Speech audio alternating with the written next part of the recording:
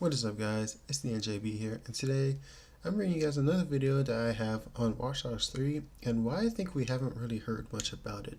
So let's get right into it. So Watchdogs 3, the situation with Watchdogs 3 is kind of weird, and that's because we haven't really heard anything about it, or nothing really official from Ubisoft. We haven't really heard about the locations that it's going to be, even though we did have a strong rumor from the end of Watch Dogs 2, but other than that, we don't know anything about it. In fact, we do have a lot of reason to believe that it is coming, given that one, Watch Dogs is one of Ubisoft's best-selling games, so it makes sense to make a third one, and two, because there have been rumors about it, like with someone getting responses from a bot, like I believe that was over a year ago, but even with that, we've heard these rumors like over a year ago, and we still haven't heard anything new.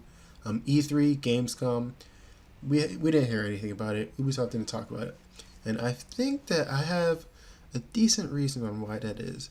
So, with Watch Dogs 3, there's a rumor at the end of Watch Dogs 2, or kind of like an Easter egg, or whatever you call it, like a secret in the game.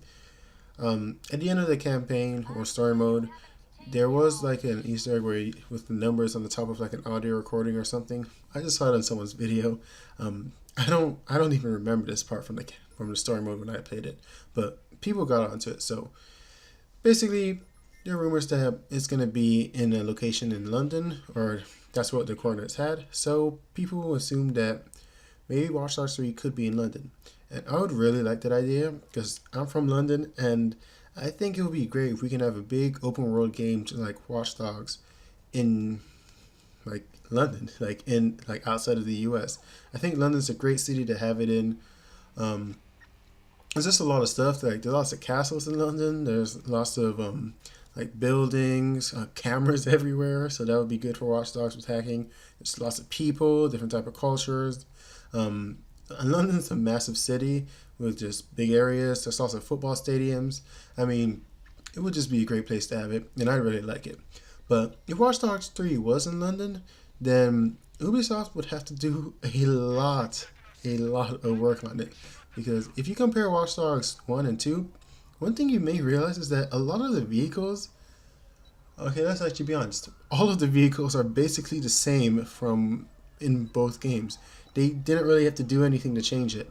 And you're still in the US. Like you don't really have to change how like traffic lights look or different parts of cities look. I mean, you're in the US. The US is the US. I mean, even though they're in two different states, Chicago and San Francisco, that's Illinois and California, they're across the country. It's still the US, and you can basically get away with having the same vehicles. But that's not the same. I mean, European cars aren't really the same as American cars. I mean, you can buy the same vehicles, like if you go to a dealership in Europe and America, you can get a lot of the same vehicles, but in general, European vehicles are smaller just because streets are smaller, buildings are smaller, just everything in Europe is kind of like smaller and more tightly spaced than in the US. The US has a lot of space, a lot of open areas, and it's kind of easier to have like bigger cars there. But if they were to make the game in London, then they'd have to change that. They'd have to redesign pretty much all of the vehicles they have, because let's be honest, you don't see that many pickup trucks in London. Maybe you see it outside of London. I mean, I'm specifically from London. I didn't really, like I moved when I was young, so I don't really know too much about like other areas in England. But in London, it's pretty much pretty small cars, lots of people on scooters, and just pretty much all small vehicles. And that's going to be a lot different from Watch Dogs, because in the US, you have bigger cars, and you might have a huge variety of big cars, small cars, and whatnot. But they'd have to change that. Also, they would have to change like street signs, like, and just basically the look of the like everything basically, because it is going to be in a different country. Also in England, if it were to be there, it'd have to rain all the time, and I don't think that would be a huge problem for them, because the previous Watch Dogs games did have rain in it, obviously. It's pretty much normal in video games nowadays, at least when it involves like, I don't know, open worlds or whatnot. But yeah, so basically, to summarize my video, I think that the reason we haven't heard much about Watch Dogs 3 is because I think it's going to be in a different location. And seeing that there's a lot of rumors and a lot of people really think that it would be in England or outside the US, and that would be great to finally have like an open world game in another country. I think there's going to have to be a lot of work put into it because cars are a big part in Watch Dogs, but you can see that from the first game to the second game, the vehicles all look the same. I mean, they do have better details, and if you've never played on Watch Dogs 2 in 4K, then you may not notice it, but the graphics actually do look a lot better than the first game. When I was on a 1080p screen, I was like, Watch Dogs 2 looks basically the same, and Watch Dogs 1 might look a little better, but once I got a 4K TV and a PS4 Pro, I was like, okay, I actually see Watch Dogs 2 looks a lot better. I just needed to get the right console and a screen. But if it is outside the US, then the cars would be a big thing that they would have to change, and there's a lot of other stuff too. So I think that's the main reason we haven't heard a lot of Watch Dogs 3. Unless they're not making Watch Dogs 3. And I refuse to believe that. I know Watch Dogs has come out pretty much every 2 years.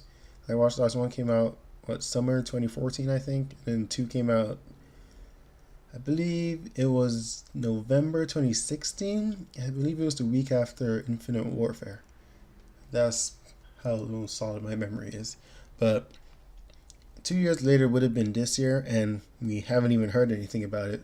So I will hope that we can get some, like a trailer or reveal trailer or some announcement pretty much next E3. And if we do get it next E3, then it most likely would come out either late 2019 or summer 2020, or possibly like February 2020, because I don't think Watch Dogs should launch in the winter, because it would have to compete with Call of Duty, and that's not really something that Ubisoft is good at, especially the last time it came out when Call of Duty, Battlefield, and there was another game that came out, I don't remember at the moment. But even though Infinite Warfare wasn't a great Call of Duty to many fans, it's still a Call of Duty, and it's still going to be a bestseller. And it did beat out Watch Dogs that year, at least in the US. So I think it would be better if Watch Dogs 2 did launch kind of like in an area where there aren't too many gaming competitors. But if it launches like in February or summer, it's undoubtedly going to dominate. So I think that would be good for them. So anyway, hopefully you guys enjoyed. This has been JB. I know I haven't uploaded in a while, but this is something I just wanted to talk about. So I'll see you guys in the next one. Cheers, mates.